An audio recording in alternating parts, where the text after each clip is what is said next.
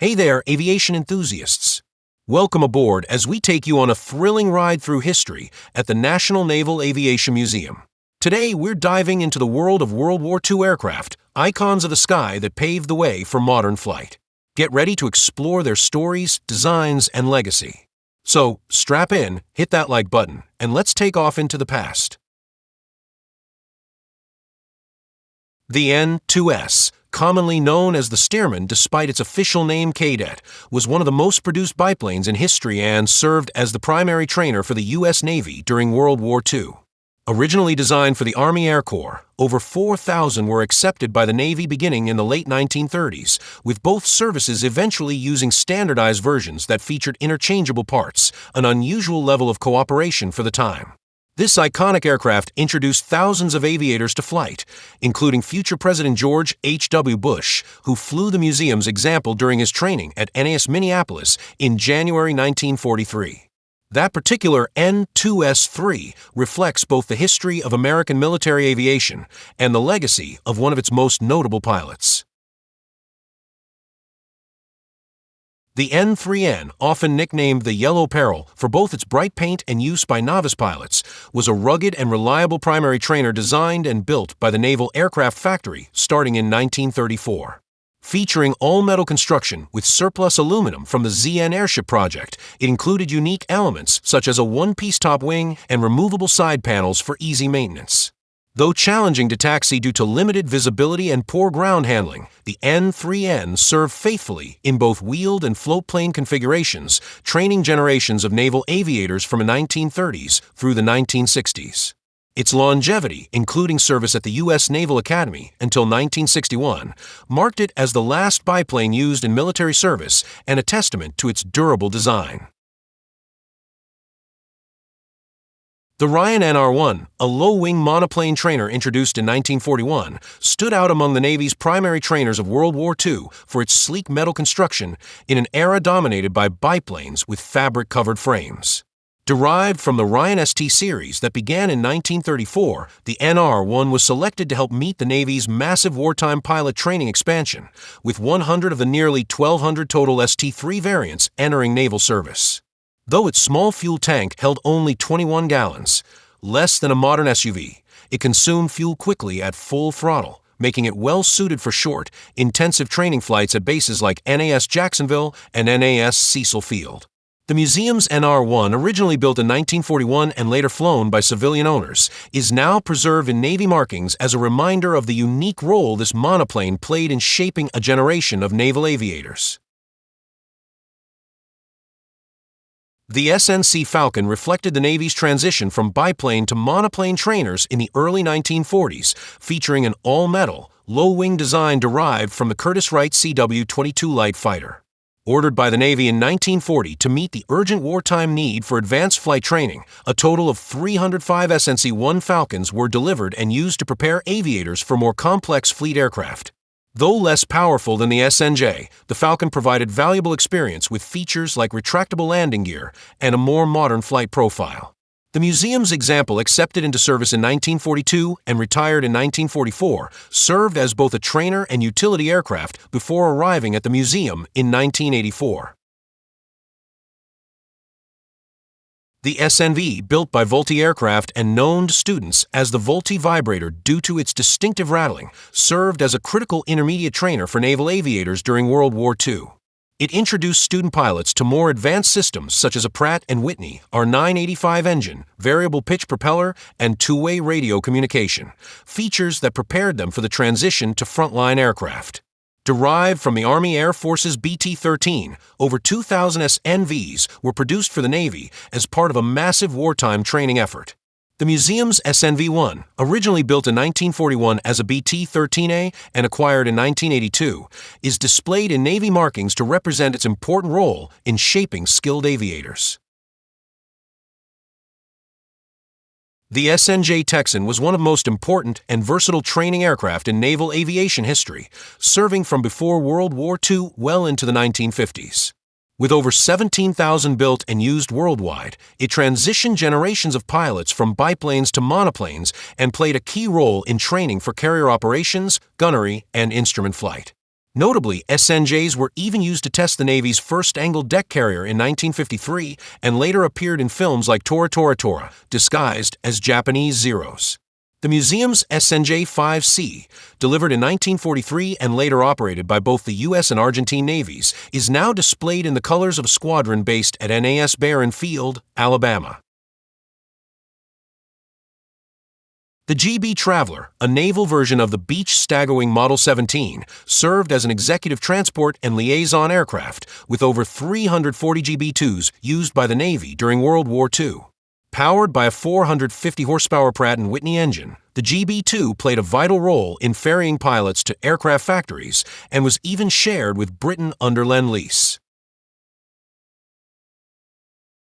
The Beech JRB, originally ordered by the Navy in 1940 for aerial photography, quickly proved its versatility by serving in roles ranging from logistics and administrative support to advanced training for naval flight officers. Known affectionately as the Bug Smasher, it was a critical platform for maintaining pilot proficiency and for training missions involving cameras, radar, and electronic warfare equipment. Throughout its long service life, the aircraft carried various designations, including Navigator, Expediter, and Kansan, before being standardized as the C-45 in 1962. The museum's example, accepted in 1942 and flown extensively across the country, was finally redesignated RC-45J and arrived at the museum in 1972 after decades of service with both the Navy and Marine Corps. The JRC-1, known to its pilots as the Bamboo Bomber, served as a small, dependable transport aircraft during World War II, meeting the Navy's need to move ferry pilots between aircraft factories and home bases. Its lightweight construction and reliable performance made it ideal for the rapid pace of wartime aviation logistics. Though primarily used as a utility transport, some also supported training missions, including instrument instruction. The museum's example is displayed in the markings of a World War II Navy instrument trainer, distinguished by green engine cowlings and a green fuselage band. Originally an Army Air Force's attack aircraft, the A-26 Invader was converted into the JD-1 for Navy use in 1945, serving in utility squadrons for target towing and training support. Some of these aircraft were later modified as JD-1Ds to remotely control drones, extending their usefulness into the early Cold War era. The LNS-1, a Navy sailplane used briefly in 1942 to train Marine Corps glider pilots at Parris Island, was soon deemed unsuitable due to its unrealistic flight characteristics compared to heavier assault gliders, leading to the rapid termination of the Navy's glider program. The J-2F Duck, developed from an innovative amphibious float designed by Grumman in 1931, became one of the Navy's most versatile utility aircraft. First flown in 1933 as the XJF-1, its distinctive design featured an integrated float fuselage and was powered by a Pratt & Whitney twin Wasp engine. Evolving through multiple variants, the Duck served in World War II across all military branches in roles ranging from transport and patrol to anti-submarine warfare and air-sea rescue. The final version, the J-2F6 built by Columbia Aircraft, remained in service through the war and even participated in the post-war Operation High Jump expedition to Antarctica.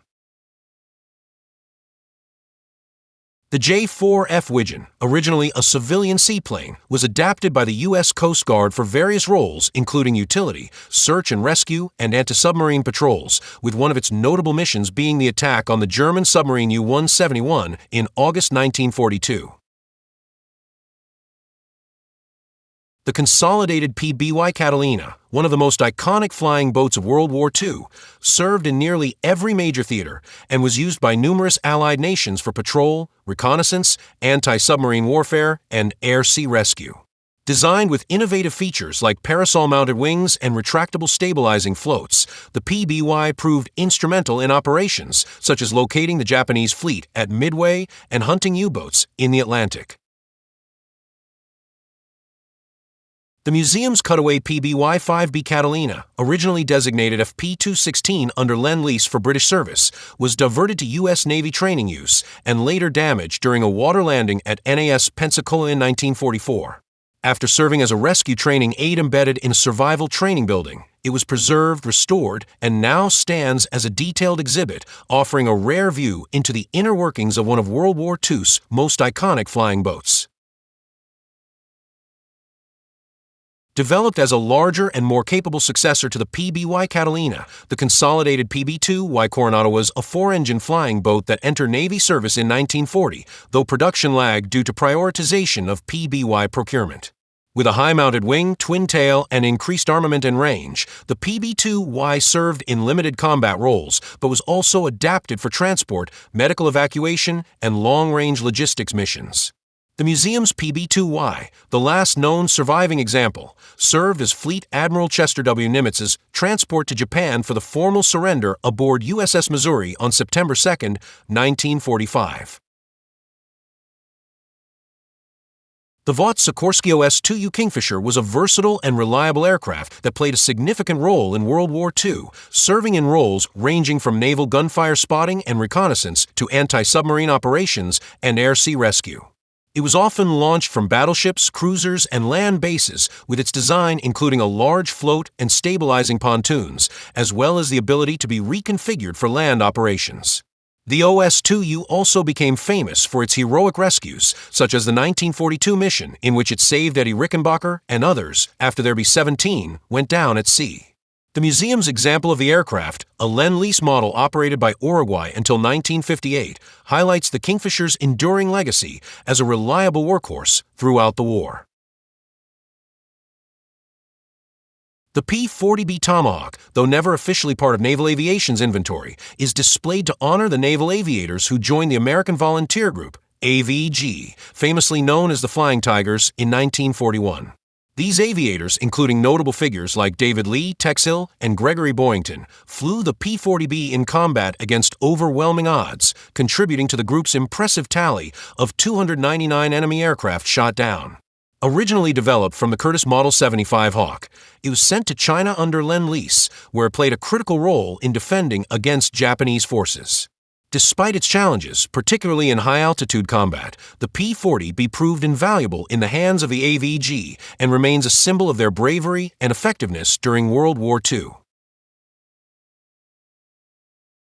The B-25 Mitchell's introduction to naval aviation was marked by its iconic launch from the USS Hornet during the Doolittle raid on Tokyo in April 1942, a daring mission that set the stage for its use by the Navy. Following this, the Navy contracted for a portion of North America's B-25 production, and the aircraft was designated PBJ for Marine Corps service. The PBJ became integral to Marine bombing squadrons, with its first combat sorties flown over the Solomon Islands and later missions targeting Rabaul and performing night harassment operations. Additionally, the PBJ underwent experimental trials aboard the USS Shangri-La in 1944, testing its compatibility with carrier operations, demonstrating its versatility as both a bomber and a naval asset.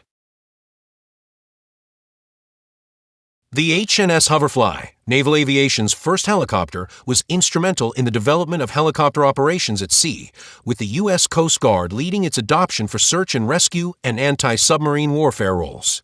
In January 1944, the HNS-1 completed its first mission of mercy, delivering blood plasma to victims of an explosion aboard the USS Turner in New York Harbor, marking the beginning of helicopter life-saving operations. Initially intended for training, the HNS-1 also played a significant role in experimental shipboard operations and hoist development for rescue missions, proving its utility for both the U.S. and British forces. By the end of World War II, the HNS-1 had proven itself in both the Atlantic and Pacific theaters, and its development paved the way for future helicopter use in naval operations. The TDR-1, the world's first legitimate cruise missile, was a pilotless drone developed by RCA with guidance provided by early television technology, marking a significant innovation in remote-controlled warfare.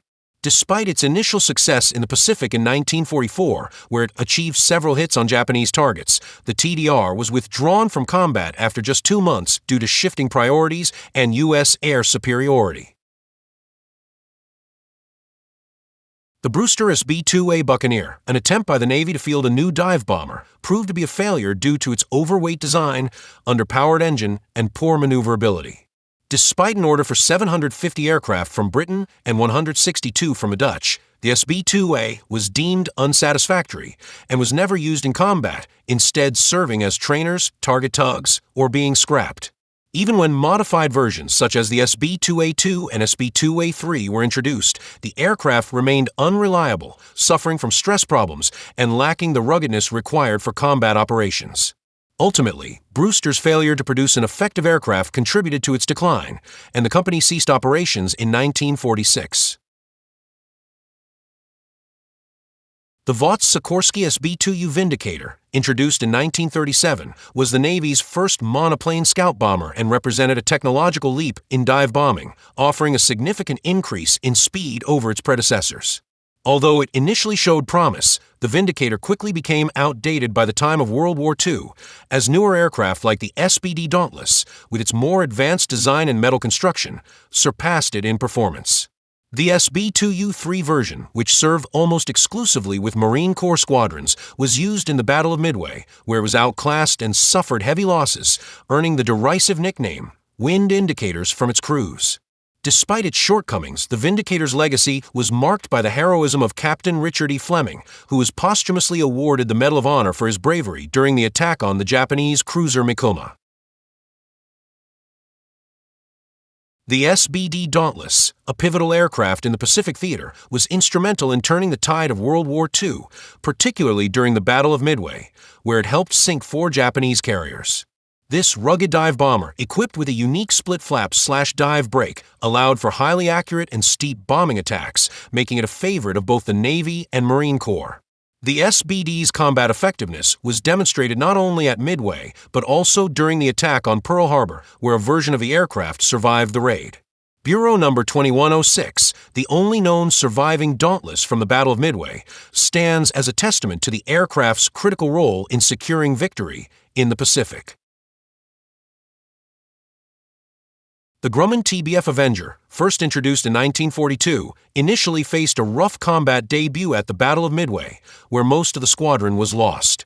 Despite this, it evolved into the Navy's primary torpedo bomber throughout World War II, with over 9,800 units built. With Grumman shifting focus to the Hellcat, General Motors' Eastern Aircraft Division produced the majority of Avengers, 7,546 of the total 9,836, under the TBM designation. As the war progressed, the Avenger was increasingly used for other tasks, such as light transport and medical evacuation, as its primary torpedo role became less viable due to improved enemy defenses. This mass-produced, resilient aircraft became a mainstay of Allied naval aviation, even as the torpedo mission itself waned in effectiveness. The Mitsubishi A6M0 was Japan's primary carrier-based fighter early in World War II, celebrated for its exceptional range and maneuverability. Introduced in 1940, it dominated early air battles but lacked armor and self-sealing fuel tanks, making it increasingly vulnerable as the war progressed. By mid-war, Allied aircraft such as the F-6F Hellcat and F-4U Corsair outclassed the Zero, shifting air superiority in the Pacific. Produced too late to alter the course of the Pacific War, the Kawanishi N1K2J Shidenkai, codenamed George by the Allies, nonetheless showcased the remarkable technological evolution of Japanese fighter design when compared to the early war A6M0. Though plagued early on by engine and landing gear difficulties, its improved version featured aerodynamic refinements for powerful 20mm cannon and an innovative automatic combat flap system that gave it superb maneuverability, especially in dogfights against late-war American fighters. One surviving example, flown by aces of the Elite 343 Kokutai under Captain Minoru Genda, bears a haiku etched into its fuselage, a quiet testament to the blend of martial prowess and personal reflection that marked Japan's final aerial defense. The Messerschmitt Me-262, the world's first operational jet fighter, began as Project 1065 in 1939 and was ultimately powered by the Junkers Jumo 004 engine. Although it first flew in 1941 using a piston engine due to delays in jet engine development, the aircraft entered production in 1944 after numerous technical and political setbacks. Despite being superior to all Allied fighters in speed and firepower, its late introduction, limited numbers, and Hitler's insistence on using it as a bomber hindered its impact. The Me-262 accounted for 542 Allied aircraft destroyed and significantly influenced post-war jet development, including U.S. Cold War designs. The F-4F Wildcat, first flown in 1939, quickly became the primary fighter for the U.S. Navy and Marine Corps until late 1942, known for its ruggedness and heavy armament. Designed by Grumman as a successor to the F-3F biplane, the F-4F-3 featured a larger wing, improved tail surfaces, and the powerful R-1830 engine, providing a top speed of 333 miles per hour and impressive climb rates. The introduction of the F-4F-4 variant, not shown, with a wing-folding mechanism allowed for greater aircraft capacity aboard escort carriers, playing a key role in the Navy's operations. By the end of 1942, the Wildcat had secured a 9-to-1 kill ratio over the Japanese, with over 1,000 enemy aircraft destroyed, cementing its place as a significant asset in early World War II naval aviation. The FM-2 Wildcat, built by the Eastern Aircraft Division of General Motors, was an improved version of the Grumman F-4F-4 and played a vital role in World War II. Featuring a more powerful engine, enhanced directional stability with a larger fin, and increased ammunition capacity, the FM-2 was especially suited for operations from small escort carriers. With over 18,000 FM and TBM aircraft produced under license by Eastern Aircraft, the FM-2 contributed significantly to the U.S. Navy's air capabilities, particularly in the Atlantic for convoy protection and anti-submarine missions. Its development allowed Grumman to focus on producing the newer F-6F Hellcat while maintaining a strong fighter presence through mass FM-2 production. The F-4U Corsair, with its iconic inverted gull wings and powerful Pratt & Whitney R-2800 engine, was one of the most formidable fighters of World War II and remained in production from 1942 to 1952, with over 12,500 units delivered. Despite its initial difficulties with landing visibility and stall characteristics, the Corsair proved invaluable in combat, shooting down 2,140 Japanese aircraft during the war, and it later became the first propeller-driven aircraft to down a MiG-15 during the Korean War. Its success was also attributed to improvements made by British pilots operating export versions, allowing it to be used effectively aboard U.S. aircraft carriers. Notable squadrons such as VF-17 and VMF-214, the Black Sheep led by Major Pappy Boyington, played key roles in the Corsair's legendary combat history, cementing its place as one of the most successful and enduring naval aircraft of the 20th century. The Goodyear-built FG Corsair, a variant of the legendary F-4U Corsair, was famously nicknamed Whistling Death by the Japanese during World War II. Originally designed by Vaught's Rex Beisel, the Corsair featured an inverted gull wing and a powerful R-2800 engine, setting speed records for U.S. fighters in the early 1940s. Early carrier landing issues led to its initial deployment with land-based Marine squadrons, while Goodyear and others ramped up production to meet demand. Eventually refined for carrier use, the Corsair achieved an 11-to-1 kill ratio and served into the Korean War, with over 12,000 produced, including 1,074 FG-1s like the one preserved at the museum. In the span of just 18 months, Grumman's F-6F Hellcat evolved from a prototype into a frontline fighter, taking to the skies in its first combat mission during the August 1943 raid on Marcus Island. Designed for ease of use, rapid production, and dominance in the air, the Hellcat quickly became the U.S. Navy's standard carrier-based fighter, outperforming the feared Japanese A-6M0. By war's end, it had achieved a staggering 19-to-1 kill ratio, responsible for 75% of the Navy's aerial victories and downing over 5,000 enemy aircraft. With over 12,000 units produced in just 2.5 years, the Hellcat not only helped secure air superiority in the Pacific, but also set a benchmark in wartime aircraft production and performance. The USS Lexington, CV-2, one of the U.S. Navy's first aircraft carriers, was commissioned in 1927 and played a crucial role in developing early naval aviation tactics. She served prominently in the Pacific until she was lost during the Battle of the Coral Sea in May 1942, becoming the first U.S. carrier sunk in World War II. Thanks for soaring through history with us at the National Naval Aviation Museum. We hope you enjoyed exploring these incredible World War II aircraft and their stories. If you love this journey, give us a thumbs up, subscribe for more aviation adventures, and drop a comment with your favorite plane from today's video. Until next time, keep your eyes on the skies.